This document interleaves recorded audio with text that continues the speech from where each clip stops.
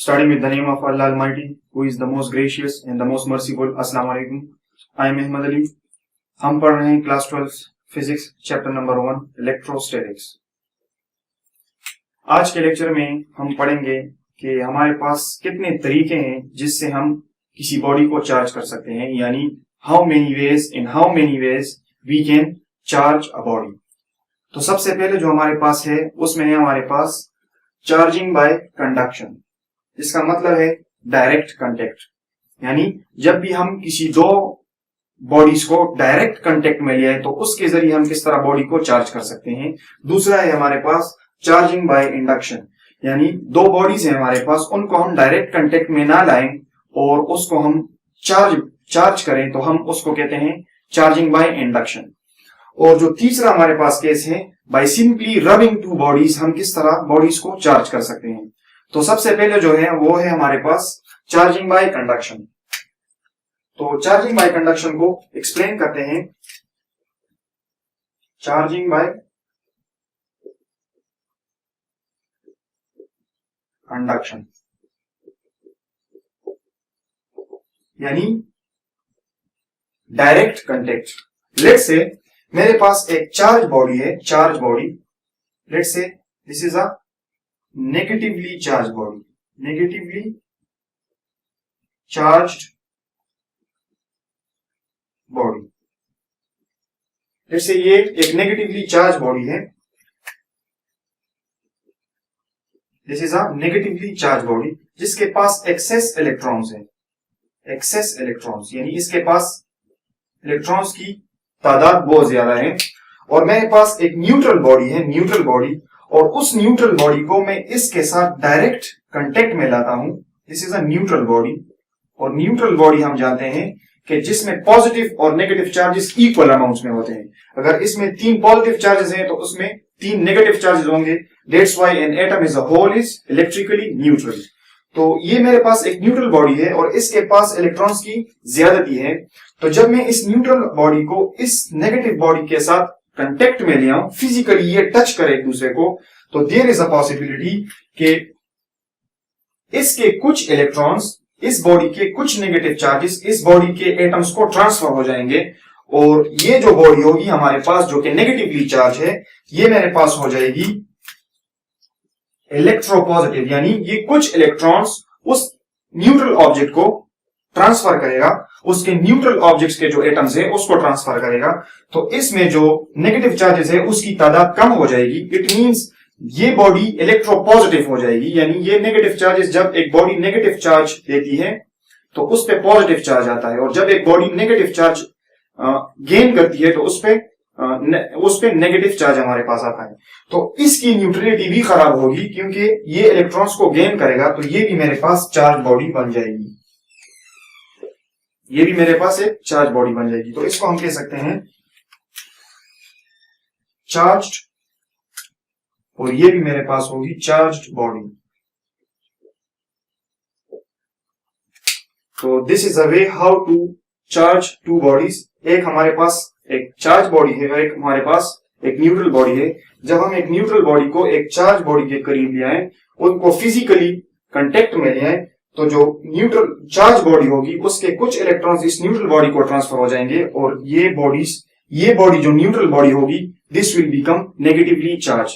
तो this is a way कि how we can charge a body by conduction. इसके बाद हम पढ़ेंगे चार्जिंग बाय इंडक्शन।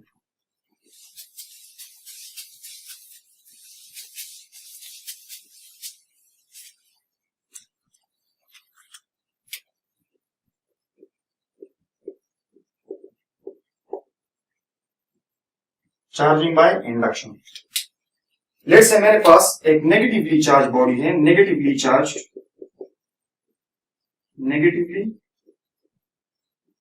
चार्ज्ड एक बॉडी है मेरे पास, और मैं एक न्यूट्रल बॉडी को इस नेगेटिवली चार्ज बॉडी के करीब लाता हूं, नॉट टचिंग, यानी ये बॉडी इस बॉडी के करीब आएगी, इस नेगेटिवली चार्ज बॉडी के करीब आएगी, लेकिन ये बॉडी इस बॉडी को टच नहीं करेगी। No direct contact in case of induction. तो क्या होगा कि ये नेगेटिवली चार्ज बॉडी इस बॉडी के अंदर, इस न्यूट्रल बॉडी के अंदर, इस न्यूट्रल ऑब्जेक्ट के अंदर जो नेगेटिव चार्जेस होंगे उनको रिपेल करेगी, क्योंकि ये नेगेटिव चार्जेस हैं। तो जब उनको रिपेल करेगी तो ये नेगेटिव चार्जेस इस बॉडी के इस साइड पे अपेयर होंगे, और इस बॉडी के जो पॉजिटिव चार्जेस होंगे, इन नेगेटिव चार्जेस, क्योंकि अनलाइक चार्जेस अट्रैक्ट करते हैं एक दूसरे को, तो ये नेगेटिव चार्जेस इस बॉडी के पॉजिटिव चार्जेस को अट्रैक्ट करने की कोशिश करेगी और इसके पॉजिटिव चार्जेस इस साइड पे अपेयर होंगे।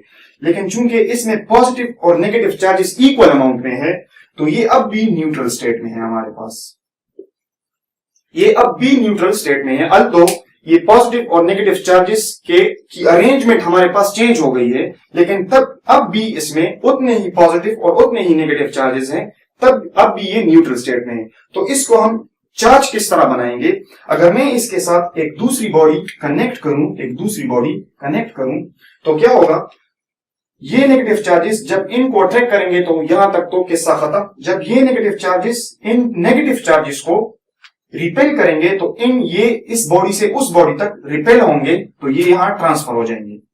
तो क्या होगा, ये बॉडी जो होगी, ये बॉडी, इस पे पॉजिटिव चार्जेस आ जाएंगे हमारे पास, और ये जो बॉडी होगी इस पे हमारे पास आ जाएंगे नेगेटिव चार्जेस।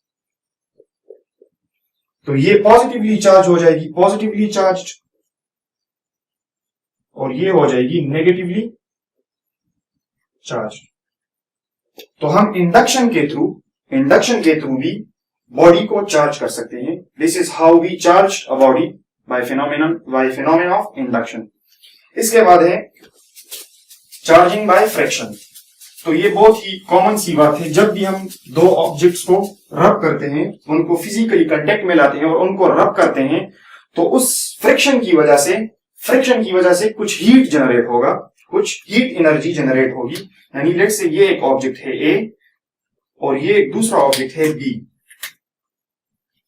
अब मैं इस ए और बी ऑब्जेक्ट को कांटेक्ट में लाता हूं, कांटेक्ट में, और इनको मैं रब करता हूं एक दूसरे के साथ। तो क्या होगा, रबिंग की वजह से इसके जो एटम्स होंगे, क्योंकि रबिंग की वजह से, फ्रिक्शन की वजह से हीट जनरेट होगा, इस बॉडी के जो एटम्स होंगे और इस बॉडी के जो एटम्स होंगे, क्योंकि हमें पता है कि लेट से ये मेरे पास एक एटम है, इसके जो आउटर मोस्ट इलेक्ट्रॉन्स हैं, जब ये इसके एटम्स और इसके एटम्स, जब काइनेटिक एनर्जी इंक्रीज होगी हीट की वजह से, फ्रिक्शन की वजह से, तो ये जो आउटर मोस्ट शेल के इलेक्ट्रॉन्स हैं, इनके पास इतनी सफिशिएंट काइनेटिक एनर्जी होगी कि देयर इज अ पॉसिबिलिटी कि ये इलेक्ट्रॉन्स इस शेल से निकल जाएं, इस एटम्स को, इन एटम्स को ये लीव करें, इन एटम से रिमूव हो जाए, और इस प्रोसेस को हम कहते हैं आयोनाइजेशन। जब एक एटम एक एनर्जी गेन करे, एटम एनर्जी गेन करे और वो अपने आउटर मोस्ट शेल से निकल जाए, उस एटम से निकल जाए, इसको हम कहते हैं आयोनाइजेशन। तो देयर इज अ पॉसिबिलिटी कि इसके जो एटम्स के इलेक्ट्रॉन्स हैं ये रिमूव हो जाए, और इसके जो एटम्स के इलेक्ट्रॉन्स हैं ये इलेक्ट्रॉन्स डोनेट करे इसके एटम्स, और ये बॉडी इलेक्ट्रॉन्स गेन करे due to phenomenon of friction. तो क्या होगा, जब फ्रिक्शन की वजह से काइनेटिक एनर्जी बढ़ेगी और इलेक्ट्रॉन्स आयोनाइज होंगे, आयोनाइजेशन फिनोमेना अगर होगा, तो जब इलेक्ट्रॉन इनके एटम से निकलेगा तो इनके जो एटम्स होंगे वो इसको अट्रैक्ट करेंगे, तो एक इलेक्ट्रॉन डोनर के तौर पे यूज होगा, इलेक्ट्रॉन डोनर कहलाएगा, और एक इलेक्ट्रॉन एक्सेप्ट करेगा। इसके लेट से बी के जो एटम्स हैं वो इलेक्ट्रॉन्स एक्सेप्ट करेंगे और ए के जो एटम्स हैं वो इलेक्ट्रॉन्स डोनेट करेंगे। तो इस केस में भी दोनों की न्यूट्रलिटी डिस्टर्ब होगी। तो हम कह सकते हैं लेट से बॉडी ए पे पॉजिटिव चार्ज आया क्योंकि इसने इलेक्ट्रॉन डोनेट किया, और जो बॉडी बी है हमारे पास उस पे नेगेटिव चार्ज आया क्योंकि उसने इलेक्ट्रॉन्स एक्सेप्ट किए। तो ये है मेरे पास बॉडी ए और ये है मेरे पास बॉडी बी। तो हम फ्रिक्शन के जरिए भी, रबिंग के जरिए भी दो बॉडीज को चार्ज कर सकते हैं। इसके बाद हम पढ़ेंगे कूलम्स लॉ। तो सबसे पहले this law was presented in 1785 by a French physicist named Coulomb। तो ये 1785 में एक फ्रेंच फिजिसिस्ट है कूलम, उन्होंने ये लॉ पेश की। तो ये लॉ किससे रिलेटेड है? This law explains the interaction between 2 point charges, और वो चार्जेस हमारे पास रेस्ट पे होंगे यानी स्टेशनरी होंगे। तो ये लॉ 2 पॉइंट चार्जेस जो कि रेस्ट पे होंगे उनके दरमियान जो इंटरेक्शन होगी, ये लॉ उसको एक्सप्लेन करती है। कूलम्स लॉ उस इंटरेक्शन को एक्सप्लेन करेगी। तो वो इंटरेक्शन हमारे पास क्या होगी, तो इसका स्टेटमेंट हम पढ़ते हैं। स्टेटमेंट इस लॉ का है कि this law states that the force of attraction और repulsion between 2 point charges, this is very important, between 2 point charges is directly proportional to the product of the magnitude of the charges and inversely proportional to the square of the distance between them. तो Coulomb's law जो है ये हमें दो stationery charges यानी 2 point charges जो कि rest पे हो उनके दरमियान जो फोर्स ऑफ अट्रैक्शन और रिपल्शन होगी, इलेक्ट्रोस्टैटिक फोर्स ऑफ अट्रैक्शन और रिपल्शन होगी, उसको एक्सप्लेन करती है कि वो फोर्स ऑफ अट्रैक्शन और रिपल्शन किस तरह वेरी करेगा और किन चीजों पे डिपेंड करेगा। तो ये हमें एक्सप्लेन करती है कूलम लॉ कि how the force of attraction और repulsion between 2 point charges varies. तो मैथमेटिकली अगर हम इसको लिखना चाहें तो ये कहती है कि द फोर्स ऑफ अट्रैक्शन और repulsion between 2 point charges is directly proportional to the product of the charges and inversely proportional to the square of the distance between them. तो इसको अगर हम मैथमेटिकली लिखना चाहें तो मैं इसको इस लॉ को इस तरह लिख सकता हूं।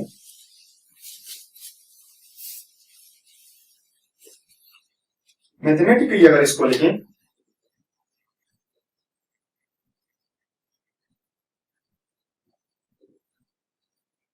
मैथमेटिकली इसको लिख सकते हैं कि द फोर्स ऑफ अट्रैक्शन और repulsion between 2 charges, let's say force of attraction और repulsion between 2 charges is directly proportional to the product of the charges. Let's say मेरे पास दो चार्जेस हैं Q1 Q2, तो ये जो फोर्स होगा ये इनके प्रोडक्ट के डायरेक्टली प्रोपोर्शनल होगा and is inversely proportional to the square of the distance between them. और जो इसका ये कूलम लॉ का जो फर्स्ट पार्ट है ये उसको एक्सप्लेन करता है और दूसरा कह रहा है कि ये फोर्स इनवर्सली प्रोपोर्शनल होगा to the square of the distance between them. अब अगर मैं इन दोनों को मिलाऊं, इन दो रिलेशंस को कंबाइन करें, कंबाइन 1 and 2, कंबाइन 1 and 2, तो हमारे पास आएगा F is directly proportional to Q1 Q2 divided by R square। तो ये मेरे पास होगा F is directly proportional to Q1 Q2 divided by R square। Let's say मेरे पास दो चार्जेस हैं, एक चार्ज है मेरे पास, let's say both are positive charges, दो चार्जेस हैं मेरे पास और ये एक डिस्टेंस R सेपरेटेड है, इनके दरमियान में जो डिस्टेंस है ये है R और ये डिस्टेंस इनके सेंटर से होगा। अब पॉइंट चार्जेस किसे कहते हैं हम इसको एक्सप्लेन करने वाले हैं। लेट्स से ये जो चार्ज है इस पे इसको मैं कहता हूं Q1 और ये जो चार्ज है Q2। तो कूलम्स लॉ कह रहा है इन दो चार्जेस ये दोनों पॉजिटिव भी हो सकते हैं, नेगेटिव भी हो सकते हैं, एक पॉजिटिव एक नेगेटिव हो सकता है। तो इनके दरमियान में या तो फोर्स ऑफ अट्रैक्शन होगा या फोर्स ऑफ रिपल्शन होगा। तो कूलम्स लॉ कह रही है कि जो फोर्स ऑफ अट्रैक्शन और रिपल्शन होगा वो इन दोनों चार्जेस के प्रोडक्ट के डायरेक्टली प्रोपोर्शनल होगा और इनवर्सली प्रोपोर्शनल होगा। इनके दरमियान जो डिस्टेंस है that is inversely proportional to the square of the distance, इसके डिस्टेंस के स्क्वायर के इनवर्सली प्रोपोर्शनल होगा। तो ये है हमारे पास कूलम्स लॉ। तो this is directly proportional to the product of the charges and inversely proportional to the square of the distance between them. अब यहां एक बात बहुत इंपॉर्टेंट है, let's say this is charge 1, this is charge 2। अब हमें पता है कि ये पॉजिटिव चार्ज है, ये पॉजिटिव चार्ज है। लेट्स से मैं दोनों चार्जेस को पॉजिटिव चार्जेस कंसीडर करता हूं। तो ये जो फर्स्ट चार्ज होगा ये इस पॉजिटिव चार्ज पे जो एक फोर्स अप्लाई करेगा, क्योंकि ये रिपल्सिव फोर्स होगा, क्योंकि ये सिमिलर चार्जेस हैं तो रिपल्सिव फोर्स होगा। तो ये पॉजिटिव चार्ज इस पॉजिटिव चार्ज को उस तरफ रिपेल करेगा, तो ये पॉजिटिव चार्ज इस डायरेक्शन में मूव करेगा। तो इट मींस कि इस पे जो फोर्स लग रहा है, force on second charge due to first charge, ये इस डायरेक्शन में लग रहा है। Force on this charge which is 2 due to this charge which is 1, F21 को हम इस तरह लिखेंगे। और इसी तरह ये चार्ज इस पे एक फोर्स एक्सर्ट करेगा इस डायरेक्शन में, जो कि बिल्कुल let's say both the charges are equalling, let's say ये जो चार्ज होगा ये इस पे एक फोर्स एक्सर्ट करेगा तो ये इस तरफ रिपेल होगा, तो मैं कह सकता हूं कि force on first charge due to this one, due to second charge F12। और ये बात भी आप याद रखें कि ये जो फोर्स इनके दरमियान एट्रैक्टिव और रिपल्सिव होगा, this will always act along the line joining there centres. यानी ये जो डिस्टेंस मैं कंसिडर कर रहा हूं ये इस चार्ज और इस चार्ज के सेंटर से मैं कंसिडर कर रहा हूं, और ये जो चार्जेस मूव होंगे, या ये चार्ज उस साइड पे मूव होगा या ये चार्ज इस साइड पे मूव होगा, ये फोर्स ऑफ अट्रैक्शन और रिपल्शन हमेशा इस लाइन पे होगा। यानी ये चार्जेस अगर रिपेल होंगे या अट्रैक्ट होंगे ये इसी लाइन पे होंगे जिस लाइन पे इनके सेंटर ज्वाइन है।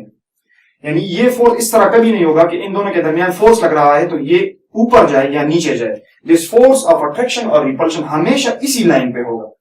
यानी ये चार्ज या तो इस तरह मूव कर सकता है या इस तरह मूव कर सकता है, इसी तरह ये चार्ज या उस साइड पे जा सकता है या इस साइड पे जा सकता है।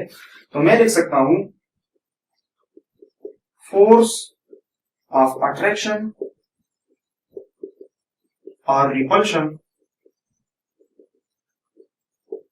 between the charges always acts along the line joining their center.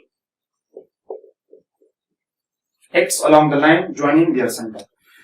तो ये जो फोर्स होगा जिसको मैं इक्वेशन 1 कह सकता हूं, let's say this is a relation, let's say, तो ये फोर्स डायरेक्टली प्रोपोर्शनल होगा इन दोनों चार्जेस के प्रोडक्ट के, और ये इनवर्सली प्रोपोर्शनल होगा to the square of the distance present between them, and keep in mind this distance is from the centre of the charges. अब इसको ध्यान में रखते हुए इस कूलम लॉ को आगे बढ़ाते हैं। ये जो फोर्स ऑफ अट्रैक्शन होगा between the charges, this is directly proportional to the product of the charges and inversely proportional to the square of the distance between them. अब जब हम इस प्रोपोर्शनलिटी के साइन को हटाएंगे तो हम इसको इस तरह लिख सकते हैं, F is equal to some constant which is K Q1 Q2 divide by R square, Q1 Q2 divide by R square. अब इस K को, ये है मेरे पास Coulomb's law, this is Coulomb's law. अब ये जो फोर्स ऑफ अट्रैक्शन और रिपल्शन होगा ये डिपेंड करेगा Q1 और Q2 पे और the distance between the charges, but लेकिन ये एक और चीज पे भी डिपेंड कर रहा है विच इज K, और K मेरे पास इक्वल है, K is equal to 1 divide by 4 pi E, 1 divide by 4 pi E naught, 1 divide by 4 pi E naught. और इस E नॉट को हम कहते हैं परमिटिविटी ऑफ फ्री स्पेस या वैक्यूम, परमिटिविटी ऑफ एयर, यानी नॉर्मली हम इसको परमिटिविटी ऑफ वैक्यूम कहते हैं, परमिटिविटी ऑफ वैक्यूम और फ्री स्पेस, और ये इक्वल होगा 1 divide by 4 into pi is 3.14, pi is 3.14, और परमिटिविटी ऑफ वैक्यूम या फ्री स्पेस या एयर, वैक्यूम या एयर लेट से, ये इक्वल होगी एयर के लिए जो absolute permittivity for air, this is 8.85 into 10 raise to the power -12 coulomb square per newton metre square, ये इसकी वैल्यू है। अगर आप इसको कैलकुलेट करें तो ये K की जो वैल्यू होगी ये अप्रोक्सीमेटली इक्वल होगी 9 into 10 raise to the power 9 newton metre square per coulomb square. तो ये K की वैल्यू होगी हमारे पास, ये मेरे पास K की वैल्यू होगी। तो अगर मैं इसको इसमें सब्स्टिट्यूट करूं तो ये मेरे पास होगा फोर्स इक्वल होगा, force is equal to K की जगह ये पुट करेंगे 1 divide by 4 pi E naught Q1 Q2 divide by R square. This is the coulomb's law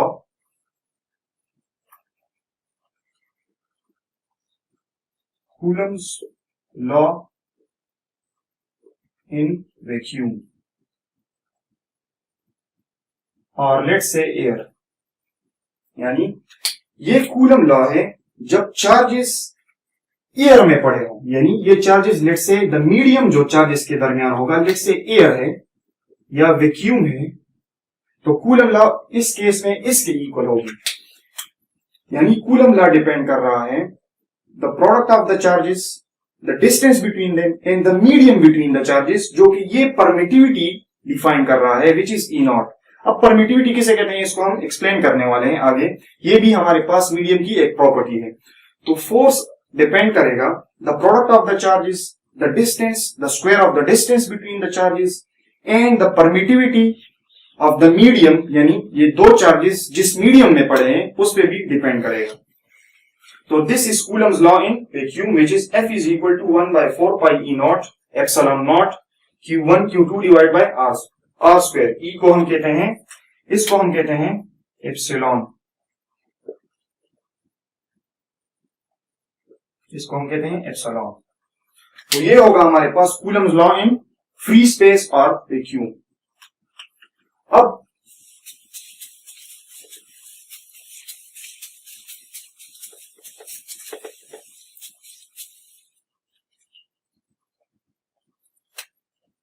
free space के लिए कूलम्स लॉ हमारे पास आई, फ्री स्पेस या वैक्यूम के लिए कूलम्स लॉ आई 1/4 pi E naught Q1 Q2 divide by R square. This is Coulomb's law in free space और वैक्यूम। अब जब ये चार्जेस एयर के अलावा किसी और मीडियम में पड़े हों, यानी इन दो चार्जेस के दरमियान में अगर कोई दूसरा मीडियम हो अदर देन एयर, एयर के अलावा ये दो चार्जेस वाटर में पड़े हों, इन दोनों चार्जेस के दरमियान में कोई ग्लास हो, इन दोनों चार्जेस के दरमियान में कोई शीट ऑफ पेपर हो, तो फिर इन दोनों चार्जेस का जो मैग्नीट्यूड होगा, फोर्स ऑफ अट्रैक्शन और रिपल्शन जो होगी वो इफेक्ट होगी, क्योंकि मीडियम चेंज हो रहा है और फोर्स डिपेंड करेगा। जब मीडियम चेंज होगा तो फोर्स भी उस हिसाब से चेंज होगा हमारे पास। तो नॉर्मली जब चार्जेस एयर में पड़े हों या वैक्यूम में पड़े हों तो उस केस में फोर्स ऑफ अट्रैक्शन और रिपल्शन हमेशा ज्यादा होगा जब वो किसी दूसरे मीडियम में पड़े हों। यानी फोर्स ऑफ अट्रैक्शन और repulsion between the charges when they are placed in vacuum or air will be always greater than when they are placed in any other medium।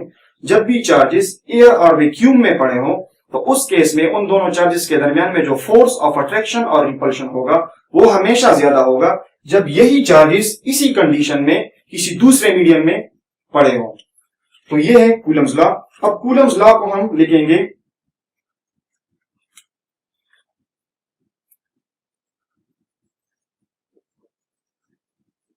Coulomb's law in material medium. यानी अब अगर ये charges air में नहीं पड़े, किसी दूसरे medium में पड़े हैं, तो उस केस में कूलम्स लॉ क्या होगी, तो उसको हम लिखते हैं। ये हमें पता है कि ये उस केस के लिए है जब चार्जेस फ्री स्पेस में पड़े हो। अब कूलम लॉ को इन case of in material medium में लिखने के लिए सबसे पहले हम डिफाइन करेंगे परमिटिविटी को। परमिटिविटी। अब नॉर्मली हम इसको कंफ्यूज करते हैं कि permittivity is derived from the word permission, यानी ये परमिशन से निकला है, परमिशन। अब किस चीज की परमिशन की बात हो रही है यहां? सबसे पहले परमिटिविटी किसे कहते हैं इसको डिफाइन करते हैं। It is the property of a medium, it is the property of a medium that reduces the strength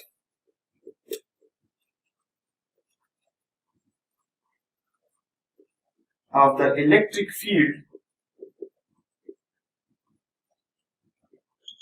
between the charges।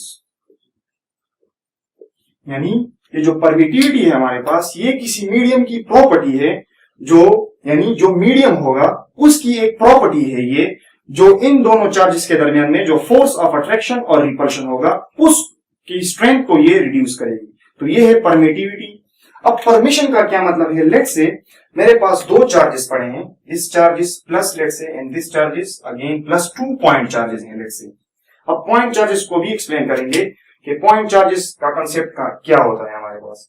तो ये दो चार्जेस हैं हमारे पास, लेट्स से ये किसी मीडियम में पड़े हैं, लेट्स से यहां पे कोई दूसरा मीडियम है हमारे पास, there is some other medium, let's say कोई भी मीडियम आप कंसिडर कर सकते हैं। तो क्या होगा, ये जो मीडियम है, ये मीडियम हमें पता है कि इन दोनों चार्जेस के दरमियान में एक इलेक्ट्रिक फील्ड एग्जिस्ट करेगा, या लेट्स से मैं इसको नेगेटिव कंसिडर करता हूं, तो इन दोनों चार्जेस के दरमियान में एक इलेक्ट्रिक फील्ड होगा, एक इलेक्ट्रिक फील्ड एग्जिस्ट करेगा। अब इस मीडियम की वजह से इसकी एक प्रॉपर्टी है, तो ये परमिशन का वर्ड का मतलब ये है कि ये मीडियम एक खुद का इलेक्ट्रिक फील्ड जनरेट करेगा जो कि इस मीडियम के अपोजिट इन डायरेक्शन होगा। यानी ये जो मीडियम होगा ये खुद का एक इलेक्ट्रिक फील्ड जनरेट करेगा ड्यू टू पोलराइजेशन। इन फील्ड्स में जब हम इस मटेरियल को रखेंगे तो ये मटेरियल पोलराइज होगा और इस मीडियम का एक इलेक्ट्रिक फील्ड होगा हमारे पास, और ये मीडियम अपने फील्ड को अलाउ करेगा, अपने फील्ड को परमिट करेगा कि इन दोनों चार्जेस के दरमियान में जो फील्ड है, जो कि ओरिजिनल फील्ड है, उसको रिड्यूस करे, उसकी स्ट्रेंथ को रिड्यूस करे। लेट्स से यहां पे ये जो इलेक्ट्रिक फील्ड लाइंस है, लेट्स से ये 60 इलेक्ट्रिक फील्ड लाइंस यहां तक जा रहे हैं, तो ये मीडियम तक इससे लेट्स से मैं आपको एग्जांपल दे रहा हूं, 40 इलेक्ट्रिक फील्ड लाइंस एब्सॉर्ब करेगा और जो रिमेनिंग 60 इलेक्ट्रिक फील्ड लाइंस होंगे वो यहां पे आ जाएंगे। तो डेट्स वाई जो मीडियम होगा वो खुद का एक electric field with in the material generate होगा। जो मीडियम होगा उसके जो एटम्स होंगे वो एटम्स पोलराइज होंगे और वो एक इलेक्ट्रिक फील्ड जनरेट करेंगे जो कि इन दोनों चार्जेस के दरमियान में ये जो ओरिजिनल इलेक्ट्रिक फील्ड है, ये इलेक्ट्रिक फील्ड इसके अपोजिट इन डायरेक्शन है, तो ये जो ओरिजिनल इलेक्ट्रिक फील्ड होगा ये इसकी स्ट्रेंथ रिड्यूस होगी, इसकी स्ट्रेंथ हमारे पास रिड्यूस होगी। तो this is the concept of permittivity. तो डेट्स वाई परमिटिविटी की जो वैल्यू होगी वो फॉर एयर हमारे पास सबसे कम है, डेट्स वाई फोर्स सबसे ज्यादा है। यानी फोर्स जो होगा, force that is inversely proportional to the permittivity of any medium। यानी अगर किसी मीडियम की परमिटिविटी सबसे ज्यादा है तो उसके तो चार्जेस के दरमियान में फोर्स भी उतना ही कम होगा। तो एयर के केस में परमिटिविटी सबसे ज्यादा कम है, एयर और वैक्यूम के केस में हमारे पास एयर और वैक्यूम की जो परमिटिविटी है वो सबसे कम है। डेट्स वाई फोर्स जो होगा वो इन केस ऑफ वैक्यूम, जब चार्जेस वैक्यूम में पड़े हो तो उस केस में फोर्स सबसे ज्यादा होगा, कि जब ये चार्जेस किसी दूसरे मीडियम में पड़े होंगे तो उस केस में फोर्स कम होगा। तो हम कह सकते हैं कि permittivity that is M E पे एप्सिलॉन पे इसको हम रिप्रेजेंट करते हैं, of any medium is always greater than the permittivity of air और free space. Permittivity of any medium is always greater than the permittivity of air और vacuum. तो ये है परमिटिविटी का कंसेप्ट कि हम किस तरह इसको डिफाइन करेंगे। It is the property of a medium, ये एक मीडियम की प्रॉपर्टी है, that reduces the strength of the electric field between the charges. यानी जो हमारे पास ओरिजिनल इलेक्ट्रिक फील्ड है उसकी स्ट्रेंथ को रिड्यूस करेगी। तो the permittivity of any medium is always greater than the permittivity of air. तो इस कॉन्सेप्ट से हम अब पढ़ेंगे आगे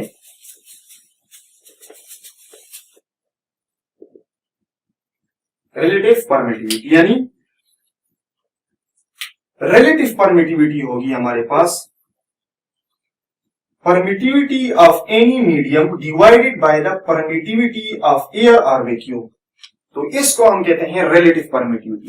यानी परमिटिविटी ऑफ एनी मीडियम को अगर हम डिवाइड करें परमिटिविटी ऑफ फ्री स्पेस या वैक्यूम तो इसको हम कहते हैं रिलेटिव परमिटिविटी। यानी ये हमारे पास एक कंपैरिजन है दो परमिटिविटीज के दरमियान, और डेट्स वाई ये यूनिटलेस है, परमिटिविटी यूनिटलेस है क्योंकि ये दो सिमिलर क्वांटिटीज के दरमियान में कंपैरिजन है। तो इसको आप लिख सकते हैं परमिटिविटी ऑफ एनी मीडियम को हम लिख सकते हैं E R times E not. अब इसका मतलब ये है कि permittivity of any medium is this times greater than the permittivity of E naught. Permittivity of any medium is this factor, that is ER, relative permittivity, is greater than the permittivity of free space. यानी relative permittivity की जरूरत क्या है हमें? तो relative permittivity की जरूरत इसलिए है कि हमें पता है कि force between the charges in case of vacuum सबसे ज्यादा होगा हमारे पास। तो अगर ये इसमें केस में फोर्स सबसे ज्यादा होगा तो इस केस में परमिटिविटी भी सबसे कम होगी। तो अगर आप यहां देखें, permittivity of any medium is this times greater than the permittivity of E naught, यानी इसके साथ कुछ फैक्टर मल्टीप्लाई हो रहा है, तो जाहिर सी बात है EM is this times of this, तो ये EM जो होगा मेरे पास, permittivity of any medium is always greater than the permittivity of air। ये कॉन्सेप्ट हम यूज करेंगे and this is known as the relative permittivity. अब कूलम्स लॉ को एक्सप्लेन करेंगे in case of material medium. Let's say यही दो charges हैं, लेकिन इनके दरमियान में जो मीडियम है अब हम उसको कहेंगे permittivity of that medium.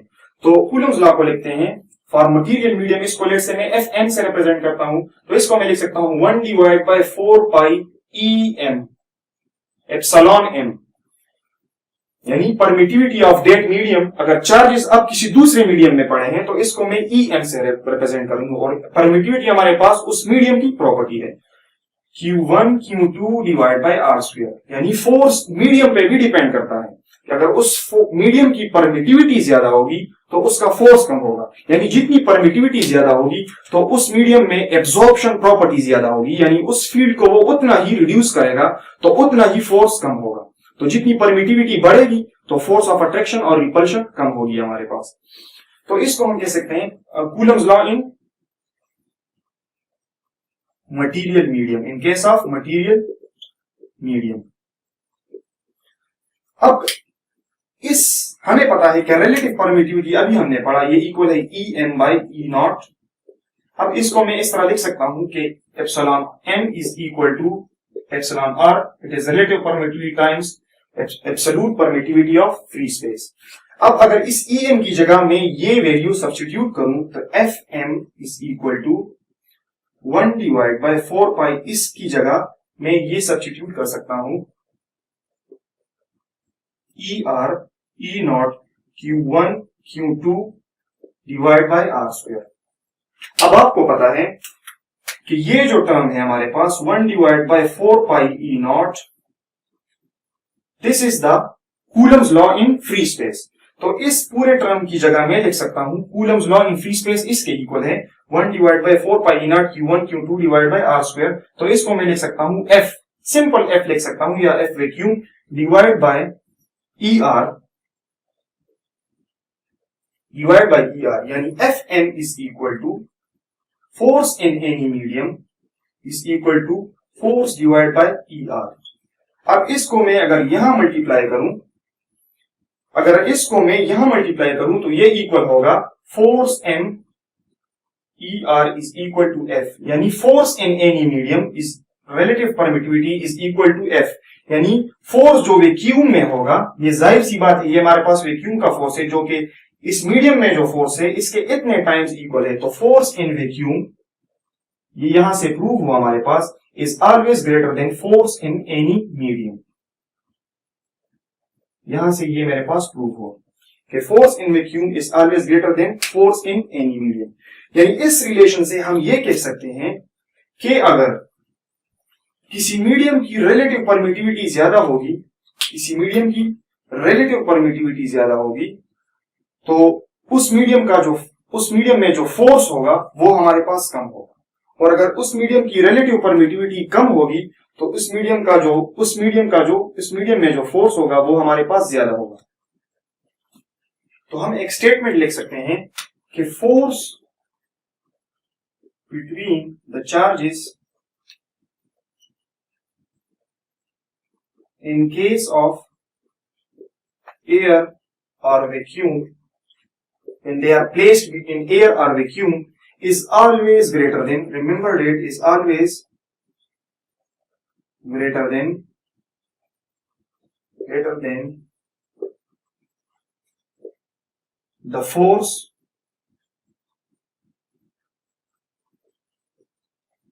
when they are placed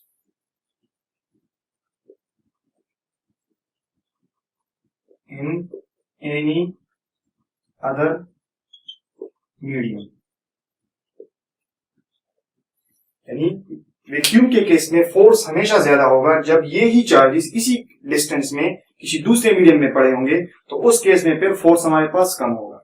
और दूसरी बात, जो रिलेटिव परमिटिविटी फॉर एयर है हमारे पास, वो इक्वल है 1.000 समथिंग 6 के इक्वल है हमारे पास, जो कि रिलेटिव परमिटिविटी है हमारे पास for air, that is 1.0006।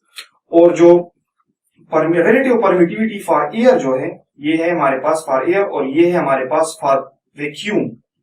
Vacuum जो है वो हमारे पास एग्जैक्टली इक्वल टू 1, यानी इन दोनों को हम sometimes relative permittivity of air और रिलेटिव परमिटिविटी ऑफ वैक्यूम को, ये तकरीबन इक्वल है। Relative permittivity they are not equal, they are approximately, ये हम इनको इक्वल कंसिडर कर सकते हैं। 1.006 for air and for vacuum it is 1। तो ये है relative permittivity, Coulomb's law in vacuum, Coulomb's law in material medium। and now one thing अब उसको हम डिस्कस करेंगे, that is point charge concept। तो Coulomb's law में हमने पढ़ा कि ये जो चार्जेस होंगे ये रेस्ट पे होंगे। First thing is stationary charges होंगे, ये रेस्ट पे होंगे। और दूसरी बात, these चार्जेस हमने कहा कि this force is directly proportional to the product of the magnitude of the point charges। तो point charges का क्या मतलब है, यानी Coulomb's law वैलिड है point charges के लिए, point charges। तो इसको डिफाइन करते हैं, point charges are considered as a point, या a point, सिंगुलर डिफिनेशन इसकी करते हैं, point charge is considered as a point in space which have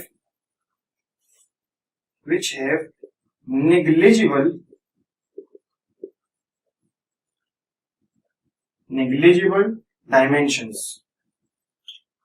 यानी जो पॉइंट चार्ज होगा, जैसा कि इसके नेम से जाहिर है, ये कोई पॉइंट होगा इन स्पेस जिसके डायमेंशंस जीरो होंगे। डायमेंशंस मींस इसका साइज ऑलमोस्ट जीरो होगा हमारे पास, इसका जो डायमेंशन होगा इसका साइज हम जीरो कंसिडर करेंगे।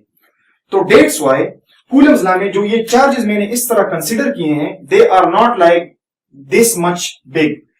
जो चार्जेस होंगे ये हमारे पास पॉइंट चार्जेस होंगे, चार्जेस जो होंगे हमारे पास पॉइंट चार्जेस होंगे।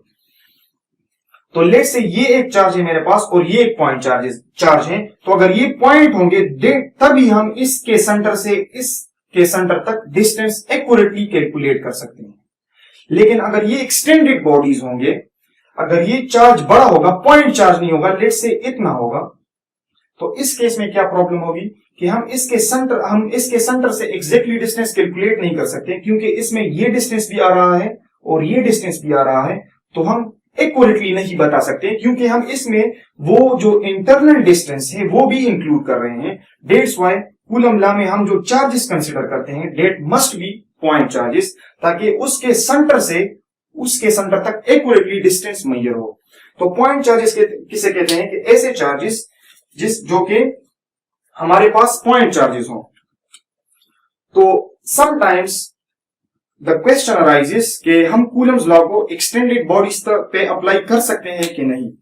तो नॉर्मली हम कूलम्स लॉ पॉइंट चार्जेस के लिए अप्लाई करते हैं। तो आपको पता होगा कि जब भी हमसे कोई चीज दूर होती जाती है तो उसका साइज कम होता जाता है। लेट से मेरे पास दो बड़े स्फीयर्स और इनके दरमियान में डिस्टेंस इतना ज्यादा हो जाता है कि लेट से इनके दरमियान में डिस्टेंस इन किलोमीटर्स है लेट से हमारे पास। तो जो वो वाला पॉइंट चार्ज होगा इस पॉइंट चार्ज से इतना दूर होगा, तो वो वाला चार्ज मेरे पास एक पॉइंट नजर आएगा मेरे पास। तो अगर इनके दरमियान में डिस्टेंस बहुत ही ज्यादा हो जाए, डिस्टेंस इन दो चार्जेस के दरमियान में बहुत ही ज्यादा हो जाए, तो ये चार्ज और वो चार्ज मुझे एक पॉइंट की तरह नजर आएंगे। तो उस केस में हम कूलम लॉ अप्लाई कर सकते हैं। लेकिन उस केस में जब डिस्टेंस बहुत ही ज्यादा बढ़ेगा तो उस केस में फोर्स तकरीबन नेग्लिजिबल होगी। तो हाँ, हम कूलम्स लॉ एक्सटेंडेड बॉडीज पे अप्लाई कर सकते हैं, लेकिन अगर वो बहुत ही ज्यादा लार्ज डिस्टेंस पे पड़े हो, then they will appear to be a point charge. यानी दो चार्जेस को हम पॉइंट चार्जेस कह सकते हैं if the distance between them is greater than their sizes. यानी ये डिस्टेंस इन दो चार्जेस के साइज से काफी ज्यादा है, तो इसको हम कह सकते हैं point charges. If the distance between the charges is greater than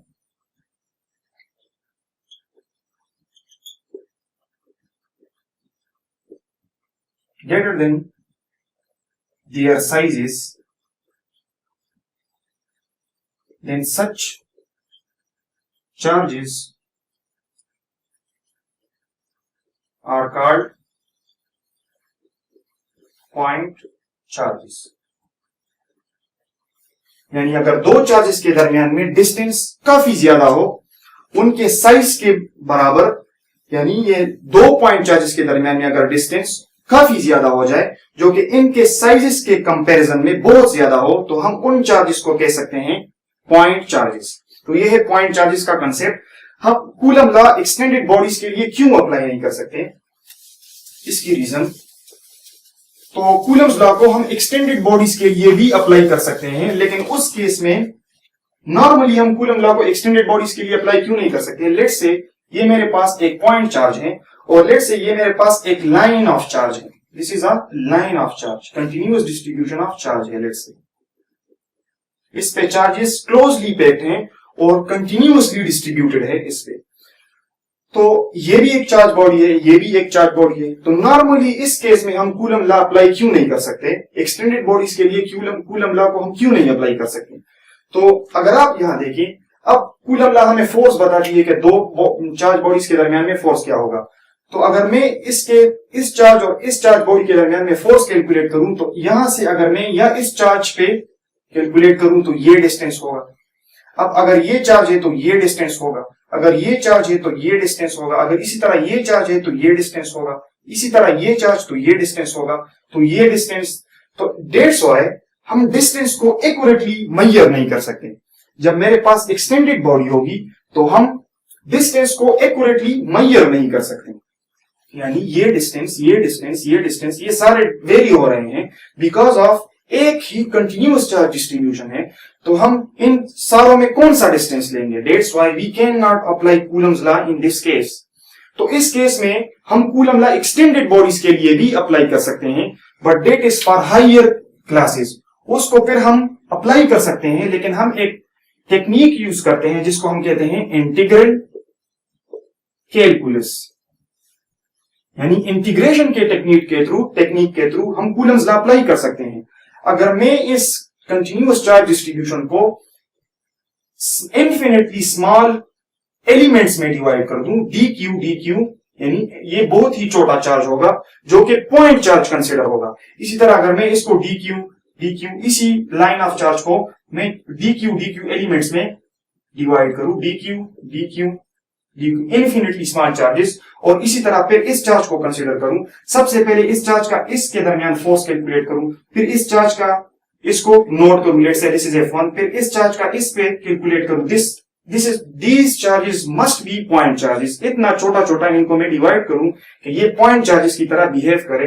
फिर इस चार्ज का इसके साथ करूं तो जितने भी फोर्सेस मेरे पास आएंगे इन सब को मैं आखिर में इंटीग्रेट करूंगा और मेरे पास टोटल फोर्स आ जाएगा, टोटल फोर्स। तो हम कूलम लॉ को एक्सटेंडेड बॉडीज के लिए भी अप्लाई कर सकते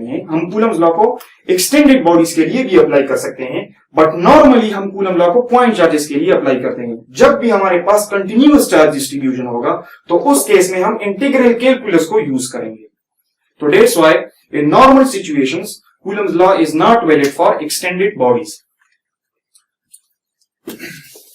अब Coulomb's law को वेक्टर फॉर्म में लिखते हैं, वेक्टर फॉर्म, क्योंकि Coulomb लॉ में फोर्सेस इन्वॉल्व हैं, तो force is a vector quantity, तो हम इसको वेक्टर फॉर्म में लिखेंगे। हमें पता है कि Coulomb's लॉ जो हमारे पास, हम लिखते हैं F is equal to 1/4 pi E naught Q1 Q2 divide by R square.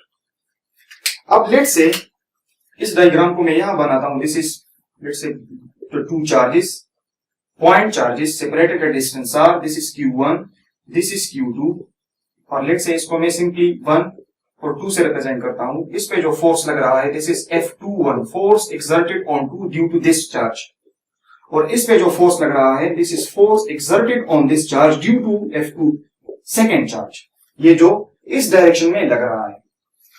तो जब मैं इस चार्ज से इस चार्ज की तरफ जाऊंगा, तो this is charge 1, this is charge 2, तो इसको मैं कह सकता हूं, लेट्स से इसको मैं कह सकता हूं, ये जो वेक्टर, जिस वेक्टर से मैं इसको रिप्रेजेंट कर रहा हूं, let's say this is R2, R1 से R2 की तरफ जा रहा हूं, तो ये जो वेक्टर होगा, this must be equal to, अगर मैं R1 से R2 जा रहा हूं, तो इस वेक्टर का जो लेंथ होगा वो इक्वल होगा R2 माइनस R1, और इसी तरह अगर मैं R2 से R1 की तरफ आता हूं, तो ये R2 है मेरे पास, ये R1 है, तो फाइनल माइनस इनिशियल, तो ये वेक्टर का जो लेंथ होगा ये इक्वल होगा R1 माइनस R2। अब मैं सिंप्लिसिटी के लिए R1 माइनस R2 को इस तरह कंसिडर करता हूं R12, और इसी तरह R2 माइनस R1 को कंसिडर करता हूं R21,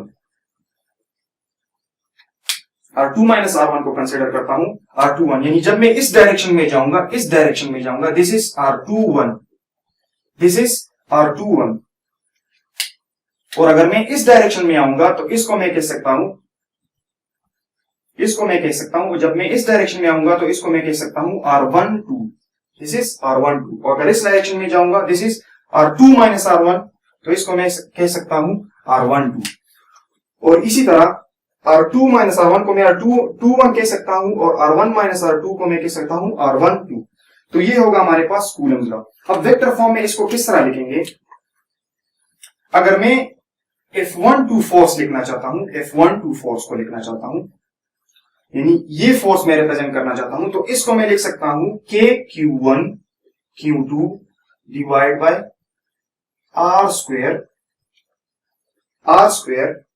और इसी तरह मैं इसको लिख सकता हूं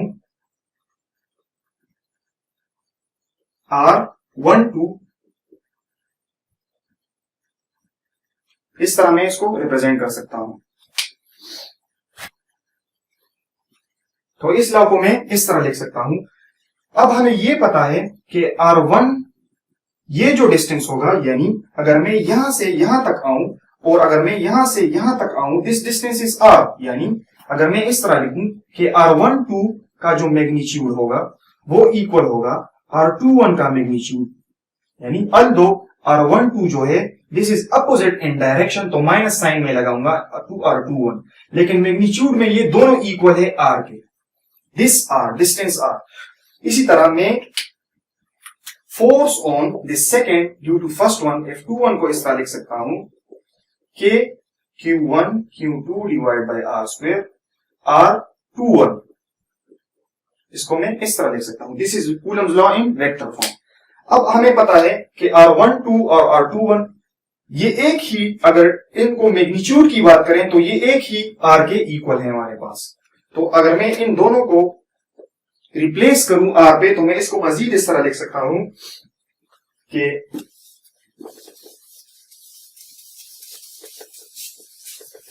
हमें पता है कि जो यूनिट वेक्टर होता है हमारे पास, यूनिट वेक्टर ये इक्वल होता है vector divide by its magnitude, तो ये दोनों इक्वल है इस के मैग्नीट्यूड के। तो अगर मैं इसको मजीद सिंपल फॉर्म में लिखना चाहूं, तो मैं एक F लिख के Coulomb's लॉ को वेक्टर फॉर्म में इस तरह रिप्रेजेंट कर सकता हूं, 1 divide by 4 pi E naught Q1 Q2 divide by R square, तो एक ही डायरेक्शन देने के लिए यूनिट फोर्स का एक डायरेक्शन होगा हमारे पास, तो मैं इसको रिप्रेजेंट करता हूं आर यूनिट वेक्टर, यानी ये for one force, this is for another force. तो मैं कूलम लॉ को एक रिप्रेजेंटेशन में लिखने के लिए कूलम्स लॉ लिखूंगा, इसको वेक्टर फॉर्म में लिखने के लिए एक यूनिट वेक्टर लिखूंगा यहां। अब हमें पता है कि यूनिट वेक्टर जो होता है हमारे पास, this is vector divide by its magnitude. तो इसको जब मैं मजीद लिखूंगा तो मैं इसको लिख सकता हूं F is equal to, this is Coulomb's law in vector form. ये हमारे पास है coulomb's law in vector form, coulomb's law in vector form. अब इसको मजीद अगर आप करना चाहते हैं तो 1/4 pi E naught Q1 Q2 divide by R square, इसको मैं लिख सकता हूं vector by its magnitude R. तो एक आर ये, एक आर ये, तो इसको मैं लिख सकता हूं 4/1 divide by 4 pi E epsilon naught Q1 Q2 divide by R cube और आर वेक्टर।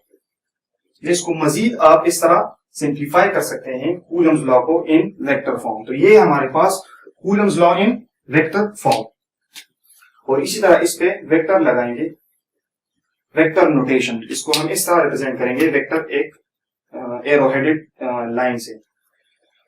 तो ये हमारे पास Coulomb's law in vector form.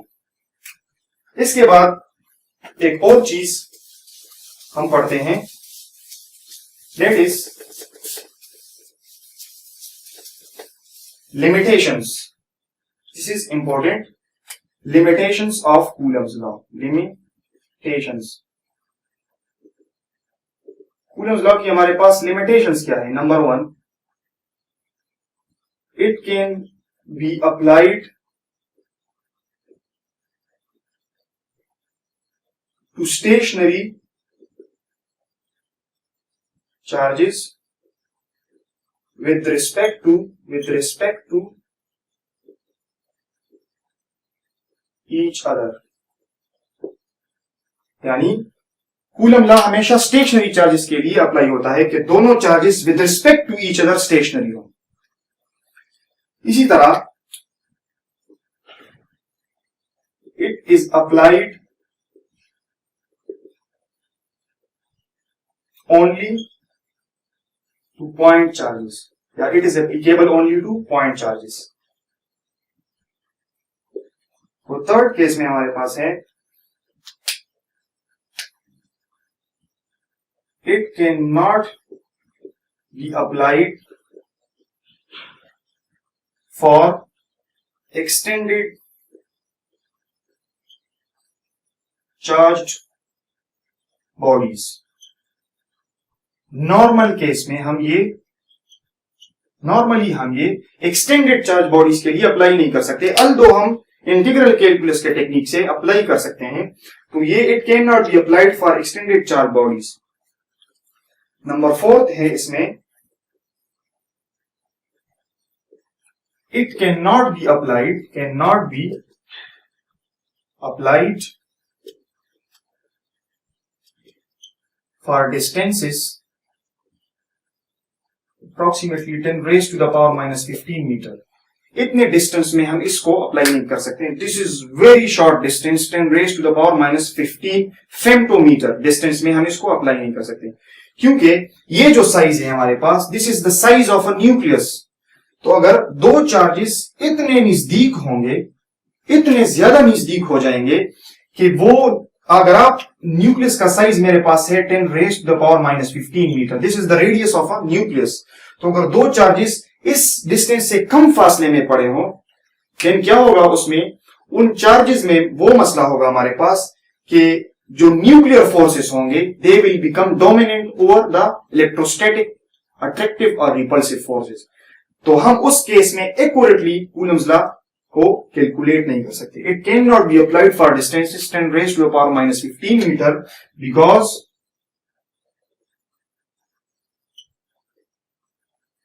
nuclear forces dominates over electrostatic forces. It cannot be applied for distance is 10 raised to the power minus 15 meter, because nuclear forces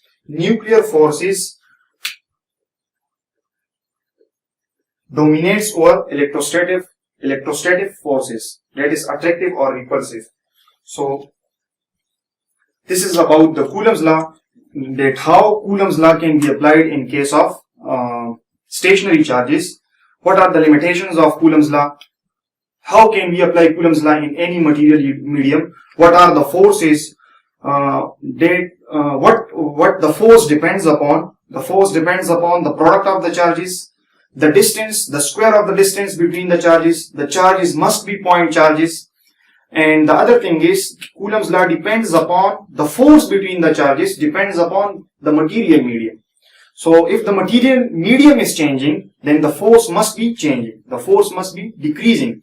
Then we talk about that the force, जो force होगा हमारे पास, वो air और vacuum के case में सबसे ज्यादा होगा, और किसी भी मीडियम में अगर वही चार्जेस पड़े हो तो उस केस में हमारे पास फोर्स कम होगा. So this is about the Coulomb's law, and if there is any question then you can comment and inshallah we will discuss it.